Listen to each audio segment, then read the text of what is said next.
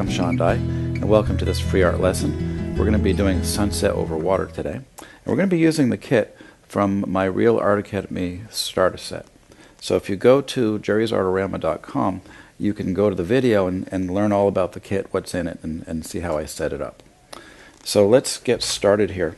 So I printed out a photograph up here, a digital photo, and this is a scene on Lake Champlain near my home, and I split my time between Vermont and the Adirondacks. So this was a scene that I took going across the lake, and it was a kind of a cold, wintry sunset. And so I'm sitting on a ferry, and there's the ferry here with some ropes and stuff and a little bit of the structure, which I think I'm going to include because it's part of my experience. And then you're kind of looking across the lake and you see a little bit of the Adirondack Mountains here with some sky. So we'll get started. I'm going to sketch in charcoal first. So in your kit, you'll find the vine charcoal. It's medium Grumbacher. And I'm going to take a look at my composition. I have a horizon line here that's not right in the middle. It's a little bit below, which gives me opportunity for a nice big sky. So I'll put my horizon line in here.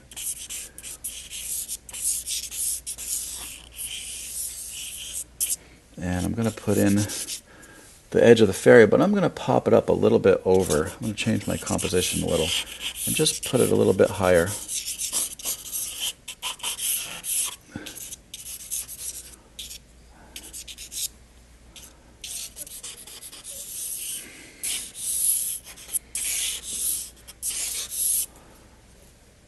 And I've got some ropes here.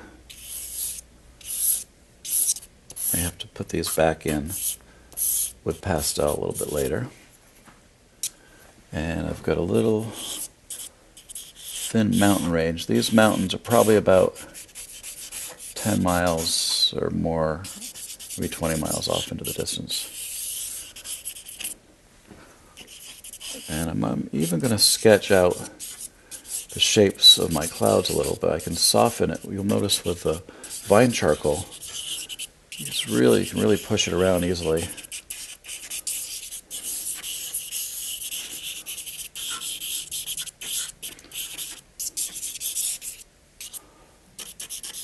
Okay, so what we're going to do next is we're going to take some of the gouache. This is Holbein gouache. I'm going to squeeze out a little bit of each of the three colors. We're just going to lay in some color with the gouache. I'm going to use the larger brush, the 1/2-inch Best A brush that is with your kit. And what I'm going to do is I'm going to start with a dark color by mixing the red, which is the burnt sienna, and this Prussian blue.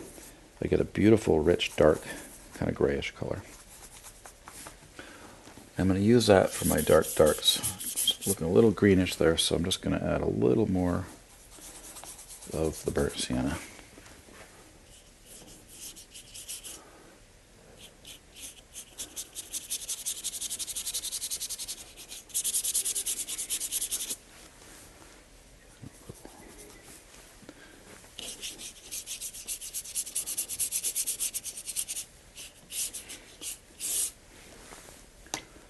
And you can use plenty of water here because the paper will soak it up. I'm using the rough side of the paper. The Canson paper has two sides. It has a smooth side and a rough side. And I like the rough side better most of the time for pastel because I feel like you have a chance for the low areas to have a color, and then the high areas can have a different color if you take advantage of the bumps.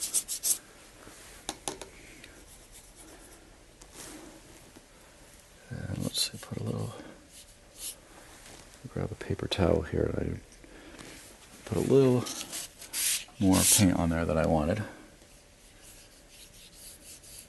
And if you make an error, or if your hand shakes a little bit at this stage, you can easily make corrections with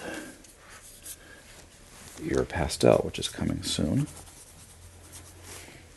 And we've got some nice big sweeping shapes for these clouds here. The clouds were pretty dramatic this day.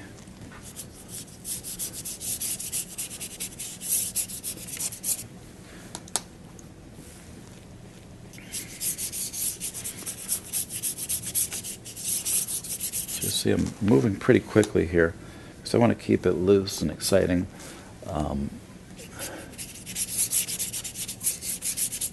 We want to give the impression, a quick impression of this scene.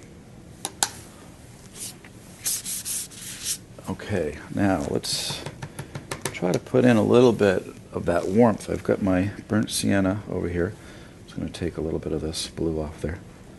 Move it over here with the yellow. And we'll put in a little bit of this kind of golden glow that we have. And this is going to be sort of a basis for that, but we'll put a little bit of pastel in here too.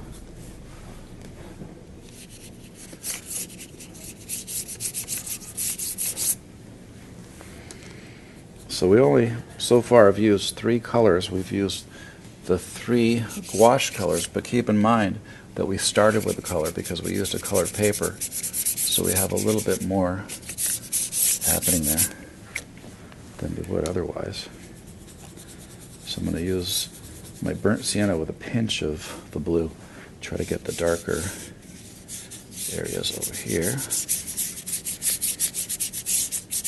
Now we have this real bright area in the middle, and this is not really a bright yellow. It's a yellow ochre, but in this context it's going to feel pretty bright because we're surrounded by other dark, dull colors.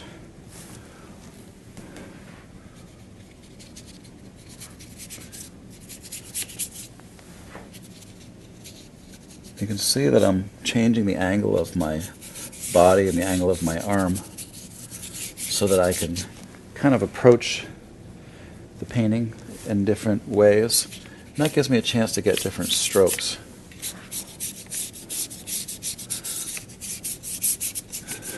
And if we did all of this the whole way, it's going to be pretty boring. So it's good to move your arm around, move your body around.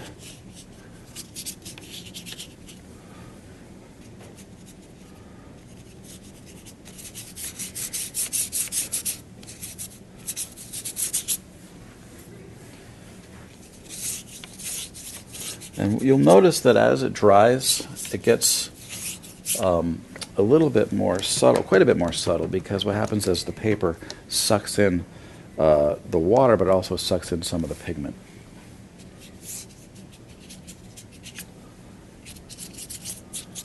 So we're going to stop there with the gouache. We're going to throw some pastel on that. So what I'm going to do is I'm going to start with the darkest darks. I've got a dark brown, a black, my sienna color, and a medium brown, and my blue, my dark blue. So actually we'll put a little bit of blue sky at the top. This is sort of that end of the sky that you see sometimes at sunset. A little bit of blue up there.